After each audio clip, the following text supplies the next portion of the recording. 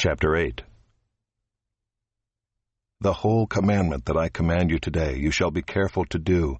that you may live and multiply, and go in and possess the land that the Lord swore to give to your fathers.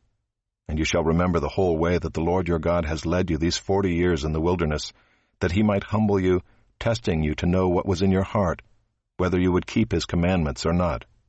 And he humbled you, and let you hunger, and fed you with manna which you did not know, nor did your fathers know,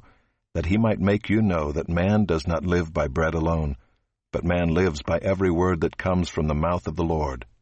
Your clothing did not wear out on you, and your foot did not swell these 40 years. Know then in your heart that, as a man disciplines his son, the Lord your God disciplines you.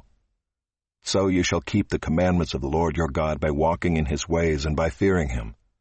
For the Lord your God is bringing you into a good land, a land of brooks of water, of fountains and springs, flowing out in the valleys and hills, a land of wheat and barley, of vines and fig trees and pomegranates, a land of olive trees and honey,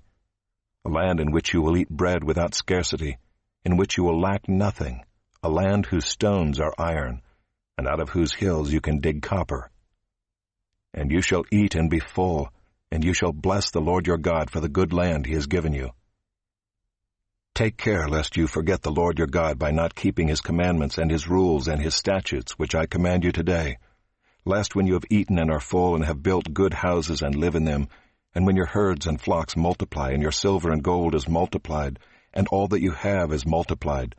then your heart be lifted up, and you forget the Lord your God, who brought you out of the land of Egypt, out of the house of slavery, who led you through the great and terrifying wilderness with its fiery serpents and scorpions, and thirsty ground where there was no water, who brought you water out of the flinty rock, who fed you in the wilderness with manna that your fathers did not know, that he might humble you and test you, to do you good in the end. Beware lest you say in your heart, My power and the might of my hand have gotten me this wealth. You shall remember the Lord your God, for it is he who gives you power to get wealth, that he may confirm his covenant that he swore to your fathers, as it is this day.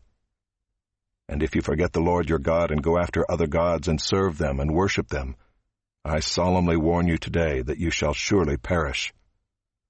Like the nations that the Lord makes to perish before you, so shall you perish, because you would not obey the voice of the Lord your God.